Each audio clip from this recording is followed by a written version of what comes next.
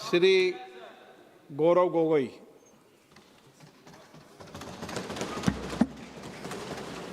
धन्यवाद अध्यक्ष महोदय। इस बिल पर प्रारंभ करने से पहले मैं आपका ध्यान असम में हुए बाढ़ और वहां पर लगभग 70 व्यक्तियों की मौत की तरफ आकर्षित करता हूं और इस सदन से बड़ी पीड़ा मन से, बड़े दुखी मन से केंद्र सरकार से असम के लोगों के लिए एक विशेष पैकेज की मैं गुजारिश करता हूं। सर, मैं शुरुआत करता हूं इस बिल से। और अभी हमने आदरणीय मंत्री जी के वक्तव्य सुना और उनके बात और इस संशोधन वाले बिल का विवरण पढ़ के साफ साफ पता चल जाता है कि ये सरकार शिक्षा विभाग को लेकर गंभीर नहीं है, सुधार नहीं लाना चाहती। ये सिर्फ एक दिखावा का बिल है, क्योंकि ये बिल एक संशोधन बिल है। आज से 2 साल पहले ये बिल लाया गया था, public examinations prevention of unfair act 2024। उस समय में भी एक यूजीसी ये नीट के 2024 के परीक्षा को लेकर पूरे देश भर में लोगों के मन में व्यापक चिंता थी। उस समय में भी इसी तरह आज जैसे मंत्री जी कह रहे हैं, सरकार ने इस बिल का इंट्रोडक्शन करते हुए ये कहा कि ये बहुत ही एक ऐतिहासिक कदम है, एक बहुत बड़ा कदम है और इससे शिक्षा विभाग सुधरेगा और इससे परीक्षा में जो पेपर लीक होते हैं अब नहीं होगा, अब किसी का साहस नहीं होगा। ऐसे कड़े दंड उस समय सरकार ने कहा कि 2024 के बिल में वो लाए हैं। तो जो 2024 के नीट यूजी पेपर लीक पे जो तहकीकात हुई, जो इन्वेस्टिगेशन हुआ, मैं पढ़ना चाहता हूं उसकी स्थिति आज क्या है, ताकि पता तो चले कि यह सरकार 2 साल पहले जो नीट परीक्षा को लेकर जो व्यापक भ्रष्टाचारी हुई, उसको लेकर यह सरकार कितने गंभीर है। बहुत दुख के साथ मैं कहना चाहता हूं कि एक अखबार में आर्टिकल आया 2026 में कि जो 45 व्यक्ति थे जो चार्जशीट हुए थे नीट यूजी 2024 पेपर लीक के मामले में, 45 में से 44 को बेल मिल चुका है। ये है इनकी गंभीरता, ये है इनके छात्रों के प्रति इनकी संवेदना। जो मूल व्यक्ति है जिसको मास्टरमाइंड कहा जाता है, संजीव मुखिया, 11 महीने तक वो फरार था। 11 महीने तक सरकार उसको पकड़ नहीं पाई। अप्रैल 2025 में वो फाइनली उसका गिरफ्तार हुआ और फिर उस मामले में उसको बेल मिल गया। मई 6, 2025 एक दूसरे व्यक्ति रंजीत कुमार बरुआ, जो करियर एकेडमी एजुकेशन ट्रस्ट के चेयरमैन है, वो बेल। एक अमित कुमार सिंह जो पेपर सॉल्वर के गैंग में था, उसको मई 7, 2025 को उसको बेल। एक पंकज कुमार जो कैंडिडेट्स को वो सारे कागज लीक करता था मोबाइल फोन के द्वारा, मई 15, 2025 उसको बेल। राकेश, जिसका ये आरोप था कि उसने प्रश्न कागज को उसकी चोरी की, उसको बेल। तो ऐसे एक लंबा ब्यौरा है, चाहे वो अमित प्रसाद महाराणा का हो या धीरेन्द्र कुमार पांडा का हो। तो ये कानून उस समय भी विफल था और ये कानून जिस मंशा से आज ला रही है, आज भी ये विफल होगा। ये कानून आपकी विफलता का स्मारक है, क्योंकि ऐसे कानून 2024 के में लाने के पश्चात भी 2026 में तो लीक हुआ ना सर। अगर कानून इतना ही सशक्त था तो आज 2 साल बाद ही इतना बड़ा व्यापक लीक कैसे हुआ। और अफसोस की बात है सर, उस समय में भी शिक्षा मंत्री धर्मेंद्र प्रधान थे और जब 2024 का जब पेपर लीक का मामला जब पूरे देश भर में आया तो आपको पता है धर्मेंद्र प्रधान जी ने उस समय क्या कहा। उन्होंने कहा, कहां हुआ पेपर लीक, नहीं हुआ पेपर लीक। और आज भी पहले 2.5 महीने तक तो उनका रवैया यही था कि कहीं कोई धांधली नहीं हुई, सरकार ने बहुत अच्छा काम किया है। 21 बच्चों की जान गई, आत्महत्या उन्होंने की। आपको शर्म नहीं आती इस सरकार को कि जिस मंत्री के तहत में 21 बच्चों ने अपनी जान गंवा दी, आत्महत्या की, जब उसने अपने मंत्री पद से इस्तीफा दिया, कल जब वो सदन में आए आपने उनको ऐसा माला पहनाया ताकि जैसे वो पाकिस्तान से जंग लड़के आए हैं, ऐसा माला पहनाया, ऐसा उनका वजूद उनको बड़ा किया मानो कि वो पाकिस्तान से जाकर सीमा पे जाकर जंग लड़के आए हैं। ये है उनकी सच्चाई। दुख लगता है सर। आज ये बात प्रधानमंत्री आते हैं इंस्टाग्राम के रील पर, वो अलग बात है कि जो पहली कैबिनेट बैठक हुई उस कैबिनेट बैठक में शिक्षा को कैसे सुधारा जाए, पेपर माफिया को कैसे खत्म किया जाए, पेपर सेटर के माफिया को कैसे खत्म किया जाए, पेपर सॉल्वर के माफिया को कैसे खत्म किया जाए, टेस्टिंग सेंटर के माफिया को कैसे खत्म किया जाए, प्रिंटिंग प्रेस के माफिया को कैसे खत्म किया जाए, कोचिंग सेंटर के माफिया को कैसे खत्म किया जाए, सिलेबस कैसे स्कूल के सिलेबस के साथ मिले, आउट ऑफ सिलेबस परीक्षा के पेपर ना आए, सीबीएसई के ओएमआर में धांधली न हो, इन सब चीजों पर व्यापक चर्चा करने के बजाय प्रधानमंत्री मोदी जी कहते हैं इंस्टाग्राम पर और ध्यान दो, इंस्टाग्राम पर और ध्यान दो। और प्रधानमंत्री जब आते हैं हाई पावर कमेटी की बात करते हैं तो 2 साल पहले जो के राधाकृष्ण की जो हाई कमेटी थी उसका क्या हुआ? 2 साल हाई कमेटी आपने गठन की, प्रधानमंत्री केंद्र सरकार के निरीक्षण में एक हाई कमेटी बनी, के राधाकृष्ण फॉर्मर इसरो के चेयरमैन।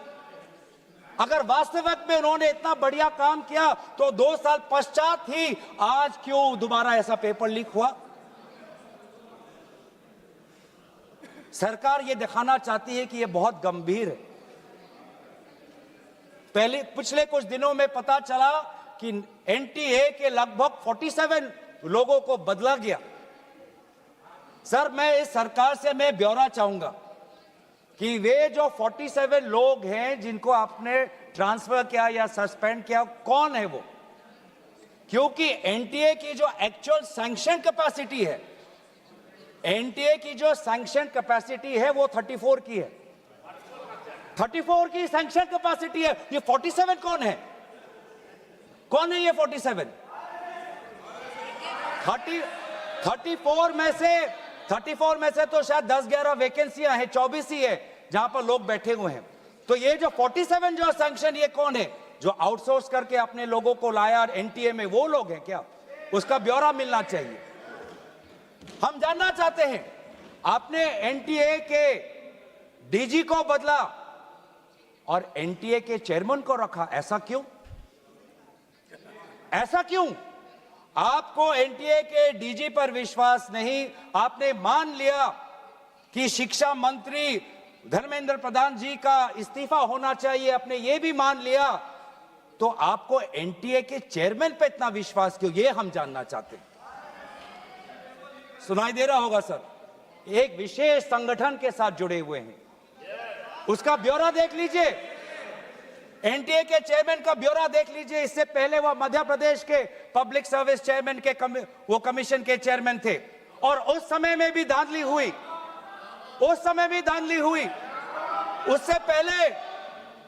उससे पहले वो छत्तीसगढ़ में भी पब्लिक सर्विस कमीशन में चेयरमैन थे, उस समय में भी धांधली हुई। ऐसे इतने धांधली से जुड़े हुए व्यक्ति को आज भी इतने पेपर लीक होने के पश्चात भी आपकी सरकार बचा रही है, आपकी सरकार बचा रही है।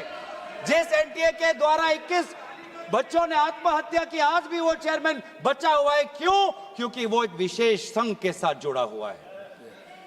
और यही दर्शाता है कि आप शिक्षा विभाग में आप सुधार नहीं चाहते, क्योंकि आरएसएस के लिए शिक्षा विभाग बहुत ही महत्वपूर्ण विभाग है। मैंने कोई असंसदीय बात नहीं की।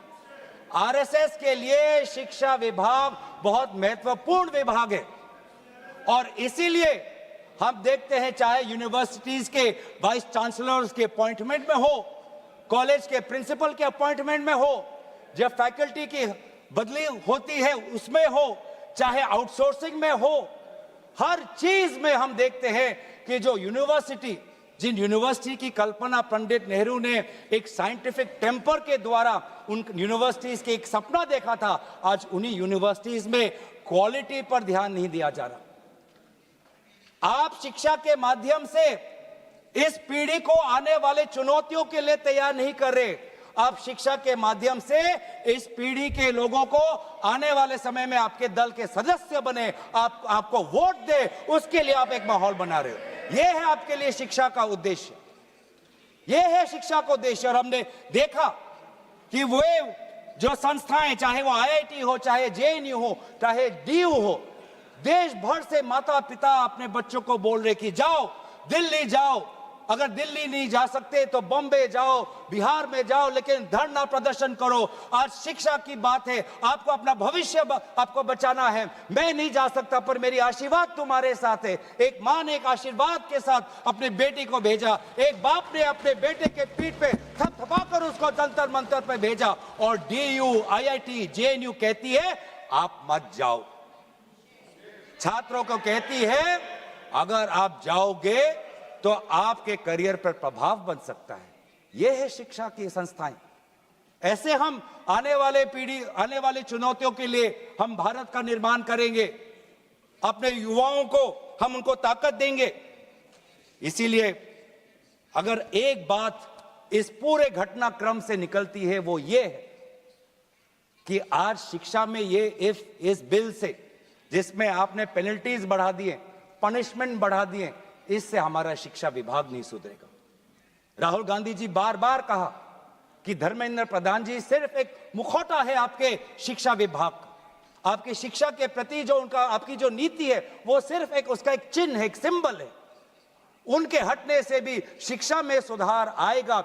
आज भी ना बच्चों को विश्वास आता है इस बात पर, ना हमें इस बात पर विश्वास है। लेकिन इसके पश्चात भी आज शिक्षा पर बातचीत हो रही है, आज शिक्षा को लेकर धरना हो रहा है, आज शिक्षा को लेकर जंतर मंतर में हजारों की तादाद पर लोग इकट्ठित हुए हैं। आज शिक्षा के विषय पर सारे दल संगठन सब ने अपने अपने प्रदेशों में, चाहे महाराष्ट्र में हो, चाहे यूपी में हो, चाहे बिहार में हो, चाहे पश्चिम बंगाल में हो, चाहे या असम में हो, सब जगह विभिन्न राजनीतिक दल संगठन और इन दल संगठन से अलग सारे युवा सड़क पे आ गए। सब ने अपने शिक्षा की मांग की। और क्यों मांग की? उनके दुख को पहले हमें समझना चाहिए, उनके पीड़ा को हमको समझना चाहिए, वो उनके अंदर जो नाराजगी है उस बात को हमें समझना चाहिए। नहीं तो किसी का इतना साहस नहीं कि सड़क पे आके गर्मी बारिश, सड़क पे सोना, पुलिस की लाठी खाना, दिन दिन भूख हड़ताल पे रहना, सबकी इतनी साहस नहीं है। ये साहस कहां से आता है? ये साहस आता है उस दर्द से, जिस दर्द में अपने भविष्य को लेकर वो विवश हैं, जिस दर्द में अपने देश के भविष्य को लेकर वो विवश है, जिस दर्द को वो आज के समाज में उसको व्यक्त भी नहीं कर सकते, सरकार से सवाल भी नहीं पूछ सकते। और बहुत ही बढ़िया एक व्यक्ति ने इस पूरे जो दर्द है, इस दर्द के बारे में बात करते हुए गोपाल दास नीरज के गीत की बात करता है। वो व्यक्ति, जिस व्यक्ति से राहुल गांधी जी मिलने गए, उसने कहा, उसने हमें याद दिलाया कि नीरज की वो पंक्तियां, स्वप्न झरे फूल से, मीत चुबे शूल से, लुट गए सिंगार सभी, भाग गए बबूल से, और हम खड़े खड़े बाहर देखते रहे, कारवां गुजर गया गुबार देखते रहे। ये बच्चों की वो दुख है। क्या करें? हमारे पास पैसे नहीं है इतने कि हम पेपर खरीद पाएं। 30-30 लाख का पेपर हमें खरीदने के पास, हमारे पिताओं के पास इतने सामर्थ्य नहीं है। वो दुख है, वो नाराज है, और इसीलिए जब वो दुख से वो लड़ नहीं पाते तो आत्महत्या पर आ पड़ते। और NCRB में सर, आज देश की ये व्यवस्था, देश की असली ये है कि आज NCRB में, नेशनल क्राइम रिकॉर्ड्स ब्यूरो में, ये भी एक कारण है कि आत्महत्या हुई क्योंकि वो बच्चा एग्जाम में फेल हुआ। ऐसा भी एक कारण आ गया है।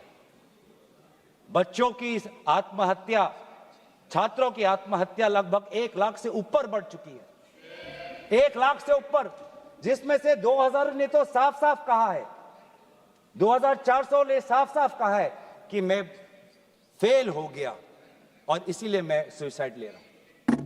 बहुत लोग, बच्चों ने फैमिली, पारिवारिक कारण से, फैमिली रीजन से वो आत्महत्या उन्होंने की। लेकिन इसके पश्चात भी वे युवा आए, वो चाहे गुजरात से हो, वो चाहे महाराष्ट्र से हो, चाहे विदेश से हो, चाहे दक्षिण भारत से हो, महाराष्ट्र से, वो सब आए।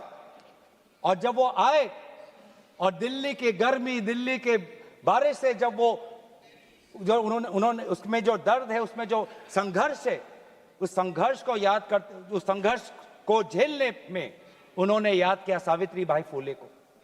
वे लड़कियां जो आई थी, ऐसे बहुत लड़कियां थी जिन्होंने रील पे कहा कि मैं अपने माता पिता को बिना बोले में जा रही हूं क्योंकि मुझे लड़ना है।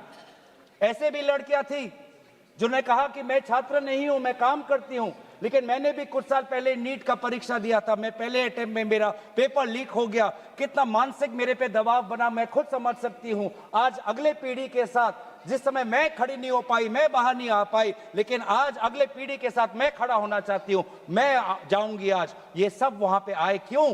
क्योंकि उन्होंने इतिहास को याद किया कि जिस प्रकार से सावित्री बाई फुले हो या फातिमा शेख हो, जिस प्रकार से समाज ने उन पर उत्पीड़न किया, लेकिन वो कभी भी अपने बाग से हटे नहीं। युवा लोग आए, एक लड़का था हरे शर्ट में, वो पुलिस को बोल रहा कि आ मार, मुझे मारो, मारो सर मारो। उसमें वो भगत सिंह का जज्बा हमें दिखाई दिया। हमेशा उसने हाथ नहीं उठाया, उसने खाली बोला कि मारो, क्योंकि ये थी लोगों की और युवाओं की ताकत कि अब वो डर उनसे चला गया, डर खत्म हो गया, डर गायब हो गया। लाठी है, दर्द होगा, रात को सोने में मुश्किल होगी, लेकिन सब लोग कह रहे थे कि कुछ नहीं होता, अगर शिक्षा के लिए, अपने भविष्य के लिए अगर मुझे 2-3 लाठी भी खानी पड़ेगी तो मैं लाठी खाने जाऊंगा। ऐसे भी लोग थे जो 20 जुलाई के रात को आए। वो 20 जुलाई के सुबह नहीं थे, 7 बजे नहीं थे, 4 बजे दोपहर को नहीं थे, वो रात को 10 बजे आए। क्यों? क्यों? उनको दुख हुआ। उन्होंने रील में देखा कि किस प्रकार से पुलिस वालों ने बच्चों पर हाथ उठाया और उन्होंने बोला कि चलो मैं भी एक लाठी खाने जाऊंगा। ये है हमारा युवा शक्ति। मैं इस सदन से भारत के युवा समाज को मैं नमन करता हूं, आभार प्रकट करता हूं, शुभकामनाएं मैं देता हूं, धन्यवाद देना चाहता हूं कि आपने हमें दोबारा याद दिलाया कि लोकतंत्र का मतलब क्या है। आपने दोबारा हमें याद दिलाया कि सवाल पूछना आप सबका, हमारा सबका मौलिक अधिकार है। हमने वो भी देखा उस मध्य प्रदेश से आए हुए आदमी को जिसके सर पर खून निकल रहा था। क्यों? क्योंकि कांटों से भरा हुआ एक डंडा उसके सर पर पड़ा और उसने तब भी वो पीछे नहीं हटा। खून से लथपथ उसका चेहरा, उस समय भी पुलिस को ललकार रहा था कि देखो ये लोकतंत्र है, लोकतंत्र में जनता जनार्दन है, जनता प्रजा राजा होता है। ये है वहां की उस ताकत। बहुत लोग कहते हैं कि बहुत से गलत शब्द भी उस सभा में, जंतर मंतर में किए गए। मैं उन गलत शब्दों का, जो मर्यादा से बहुत दूर है, अमर्यादित है, उन शब्दों का समर्थन नहीं करता, लेकिन उन शब्दों के बारे में भी याद करना चाहिए जो बाकी बच्चों ने हमें याद दिलाया। किसी एक बच्चे ने याद दिलाया वसीम बरेली की कविता, जिसमें लिखा है, जो उसूलों पर आंच आए तो टकराना जरूरी है, जिंदा हो तो जिंदा नजर आना जरूरी है। ये हैं बच्चे, ये है वो बच्चे और जो अलग अलग प्रदेश से आए हैं। मैं धन्यवाद देना चाहता हूं कि इन्होंने अपनी इंसानियत दिखाई।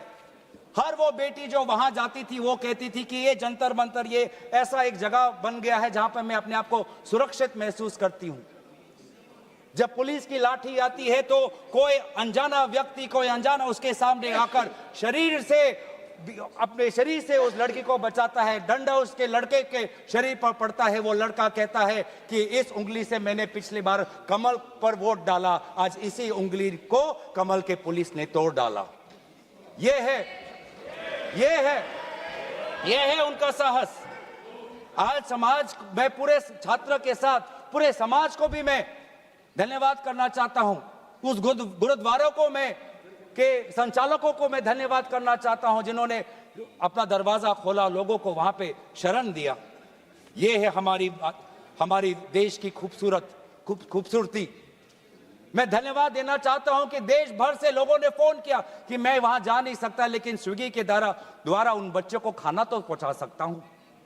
मैं धन्यवाद करना चाहता हूं उन वकीलों का, वो चाहे सुप्रीम कोर्ट के बाहर हो, चाहे वो जंतर मंतर पे आए हो, सब ने बोला कि लोकतंत्र के साथ संविधान के पक्ष में आज हम सब यहां पे खड़े हैं।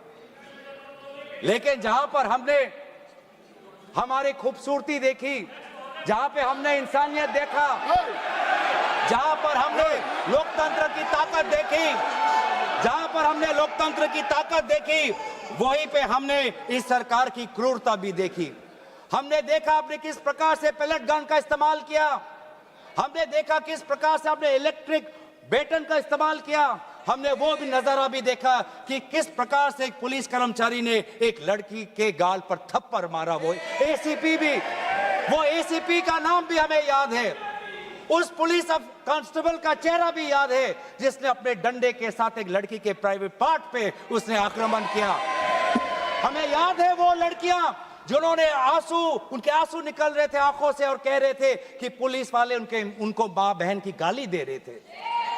हम भूलेंगे नहीं वो बच्चियों जिन्होंने कहा कि मेरे पीठ पे जो कपड़े थे उन कपड़ों को इस पुलिस ने फाड़ दिया। ये है असलियत, और इसीलिए बार बार हम मांग कर रहे हैं कि किसने आदेश दिया, वो आदेश कहां से आया कि पैलेट गन का इस्तेमाल हो, किसने आदेश दिया,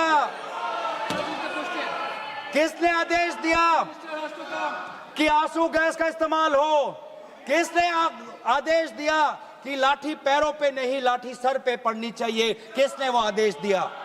और इसीलिए बार बार राहुल गांधी जी ने भी चिट्ठी लिखी है, और आज भी हम देखते हैं कि अब सारी हम बातें कर रहे हैं।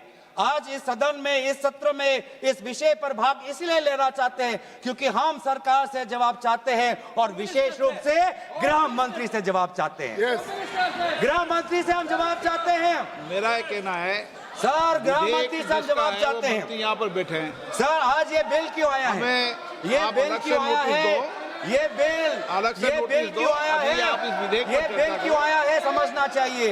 ये बिल इसलिए आया है कि गृह मंत्री के द्वारा भेजी हुई पुलिस लोगों के हौसले को कुचल नहीं पाई, इसीलिए ये बिल आया है। आपने उस धरना को खत्म नहीं कर पाया, इसलिए ये बिल आया है। हमने देखा ना सिर्फ दिल्ली में, बिहार में आपने AK-47 का इस्तेमाल किया, ये नौबत है, ये नौबत है।